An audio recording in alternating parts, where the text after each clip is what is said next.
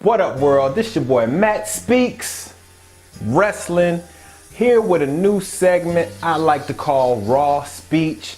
Basically, I'm breaking down Monday Night Raw and giving you the highlights and the lowlights and the big storylines that might be leading to something. Without further ado, let's get to it. First of all, Monday Night Raw started off with a bang. We got hit with John Cena's theme music and the place erupted, as well as I did while I was watching John Cena on Monday Night Raw. But who else could it be but The Miz and Maurice, still dressed up like John Cena and Nikki Bella. Apparently The Miz and Maurice are now on Monday Night Raw.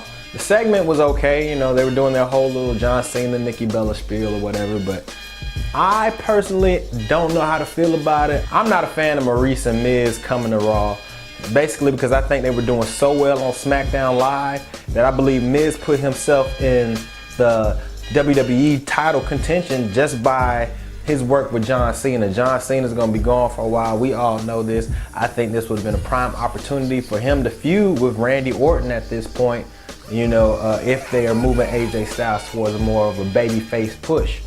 But back on Monday Night Raw, out comes Dean Ambrose. Yes, the Lunatic Fringe is also on Monday Night Raw, and he did his whole little goofy, oblivious gimmick where he's talking to The Miz and Maurice, and he's talking to them like he's John Cena and dissing Miz and Maurice at the same time.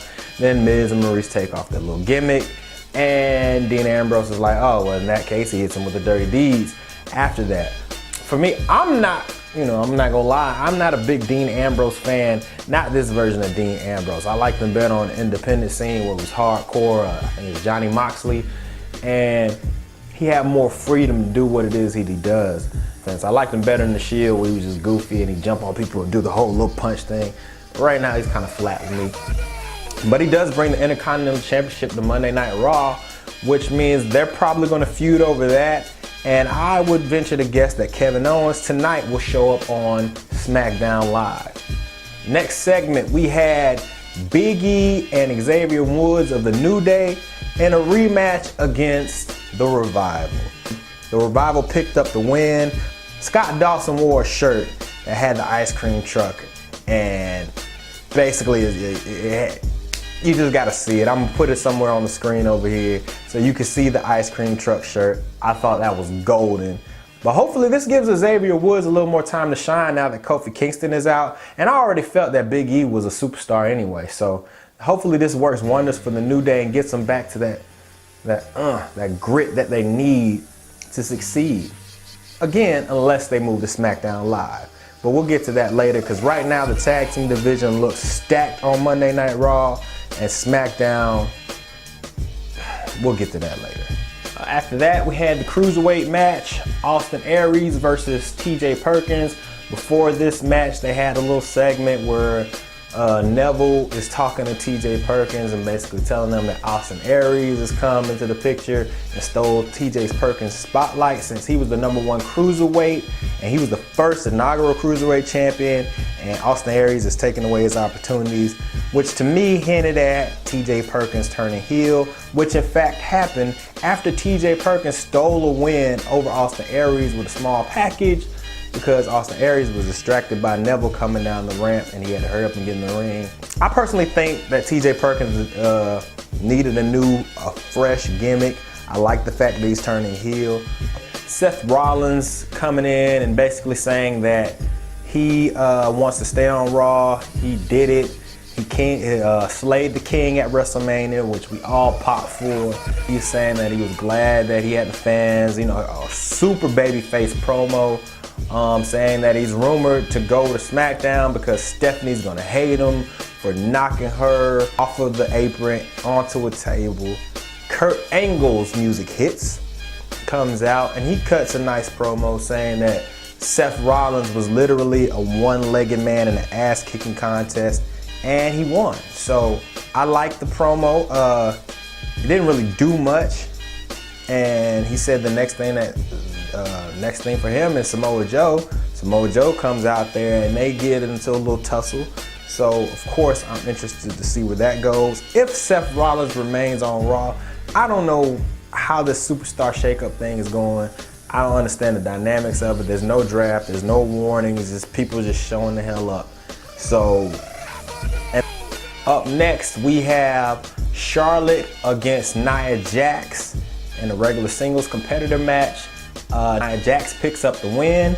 Quite convincingly, she beat the hell out of Charlotte almost throughout this match. Not sure what they're doing with this. Clearly, it feels like Charlotte's moving to SmackDown, but man, she's been losing. I don't remember the last time she won, maybe against Dana Brooke, I think. But Nia Jax looked pretty dominant. I like that dynamic. I think Nia Jax has potential to be WWE Women's Raw Women's Champion. I like how they booked her, even though it was a couple spots where she damn near killed Charlotte. I'm not gonna sit here and act like it didn't happen.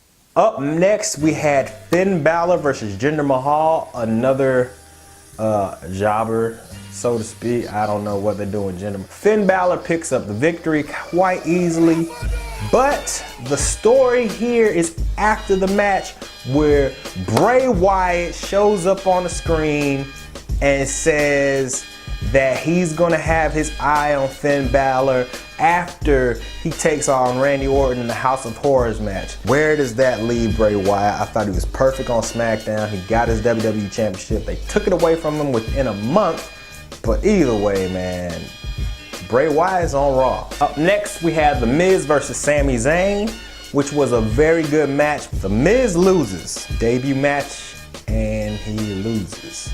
Killed this whole momentum. I mean, John Cena just kills everything. I mean, he did it to Rusev, he did it to Bray Wyatt, now Miz. It's like after you reach the pinnacle of all pinnacles, working with the top guy in the company, you just go on a losing streak, man. I'm a little worried, Raw. I'm a little worried, WWE.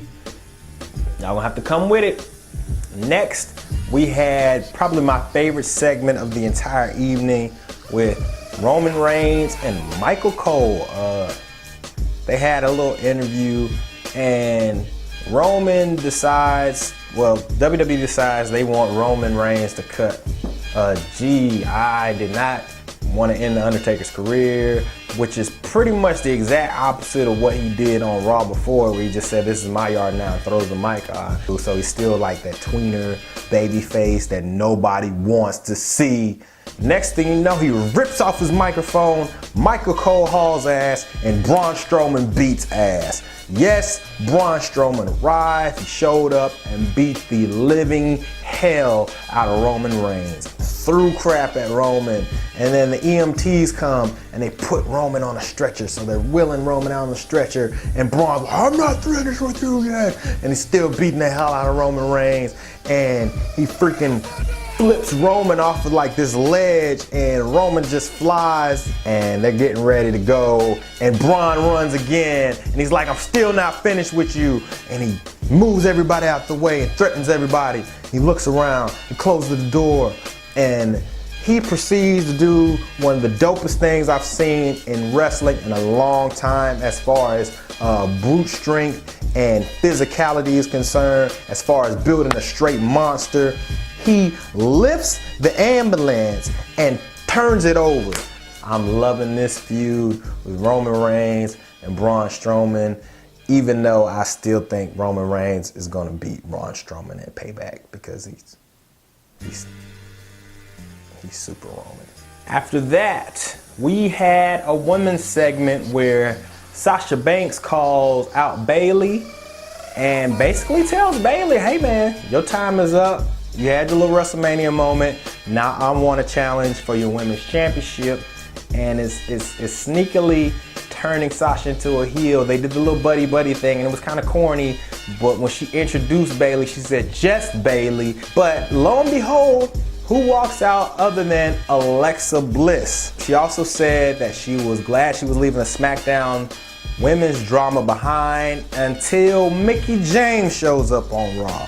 She cuts a nice promo, and Nia Jax comes out of nowhere and runs over freaking Mickie James, gets in the ring, throws Sasha out. Bayley gets hit with a Samoan drop, Alexa Bliss hauls ass, so as Nia Jax is walking up the aisle, she looks at Alexa. Alexa looks at her and sneers. So it looks like they almost like a team or something like that. I like how y'all are booking Nia Jax, but I love this segment. It was a good segment. It was a little cringy at first because I'm sick of the whole Bayley and Sasha being friends dynamic. When you see Sasha Banks and Bayley go at it in NXT, man, you can't help but wonder what kind of magic they would create on Raw, on the main roster, with a lot more exposure to really show what they can do. So I'm glad that they're moving towards that. Hopefully Sasha stays on Raw so we can get that out of them. And finally, to end the night, we ended with Kevin Owens versus Dean Ambrose, champ versus champ, but belts weren't on the line, so really who gives a crap? Dean Ambrose beat Kevin Owens clean with the Dirty Deeds after Kevin Owens went for a Dirty Deeds on Dean Ambrose. But SmackDown needs help because not only did they lose the people that I've already named, they lost Kalisto, Apollo Crews, Rhino, and Heath Slater. I mean, those aren't really big names, but all together, SmackDown lost 10 superstars. So hopefully they get 10 back that are really gonna, bolster that roster. I didn't see AJ Styles come, which I enjoyed. No Nakamura, which I enjoyed. Back to the main event. Main event was okay. I've seen them do better work. It wasn't for anything. And then on top of it, Chris Jericho shows up at the end and gives Kevin Owens a code breaker, and that's how Monday Night Raw ended. So all in all, I give the show about a B, solid B. I enjoyed it. I stayed up almost the entire show watching. I only had to watch like 20 minutes today. This has been your boy Matt Speaks Wrestling with the first Raw Speech segment. If you rock with this segment, if you rock with your boy, hit the video with a thumbs up. Comment below what your thoughts on Raw was this week. Know your damn role and hit the damn button.